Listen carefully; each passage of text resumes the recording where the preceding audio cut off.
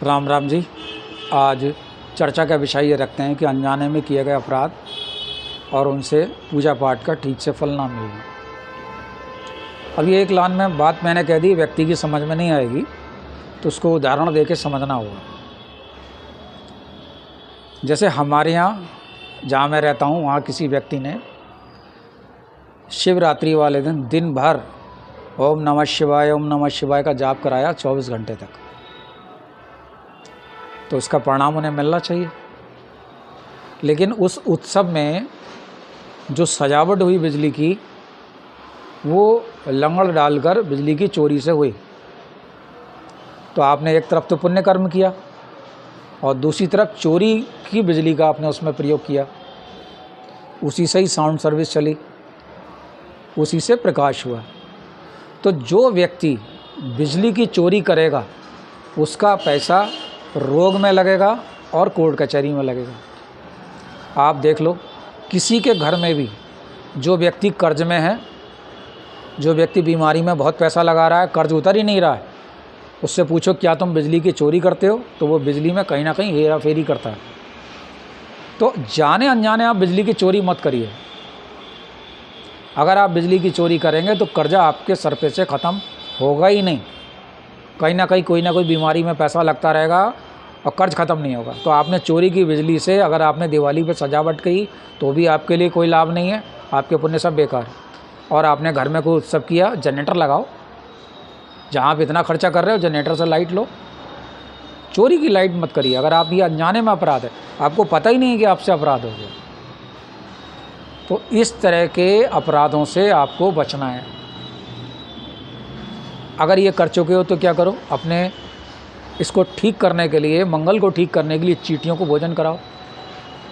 बाज़ार से 2 बेसन के लड्डू ले लो और चींटियों को खाने को डालो तोड़कर। घर में कसार बना लो, वो चींटियों के लिए डालो, इससे मंगल अच्छा होगा। रोज़ाना धुले हुए वस्त्र पहनिए। पहना हुआ वस्त्र दोबारा नहीं पहनना है, उसमें खराब ऊर्जा होती है। तो कोशिश ये करिए कि हमसे जाने अनजाने कोई अपराध ना हो।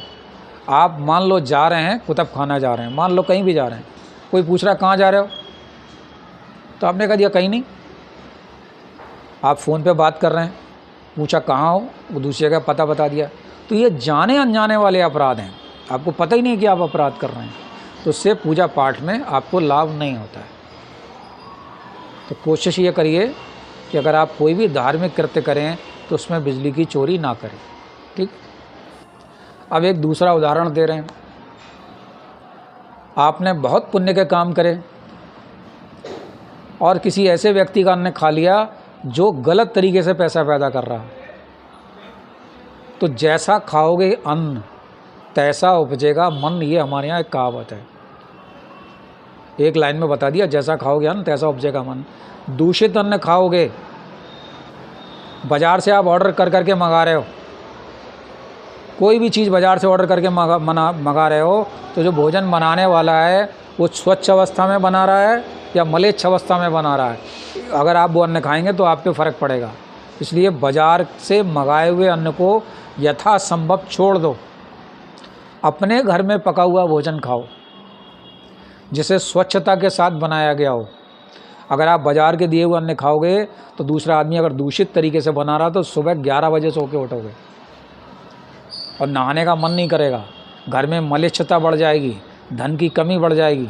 तो ये भी एक अनजाने में किया गया अपराध है कि आप दूषित भोजन को खा रहे हो। कौन बना रहा है भोजन पता ही नहीं है, किस तरीके से भोजन बना रहा है पता ही नहीं है।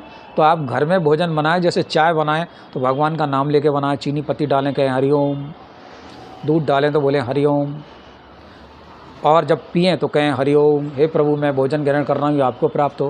लेकिन बाज़ार से जो अन्न मंगाया है आपने, पिज्जा खा रहे हो, वो किसने कैसे बनाया कोई पता ही नहीं है। तो शुद्ध भोजन खाओ। शुद्ध भोजन से बुद्धि शुद्ध होगी और उससे किए गए कार्य भी शुद्ध होंगे। तो ये मैंने आज आपको थोड़ा सा प्रणाम बताया। मैं हूँ पंडित राकेश पांडे, बरेली, उत्तर प्रदेश, भारतवर्ष। हरिओम।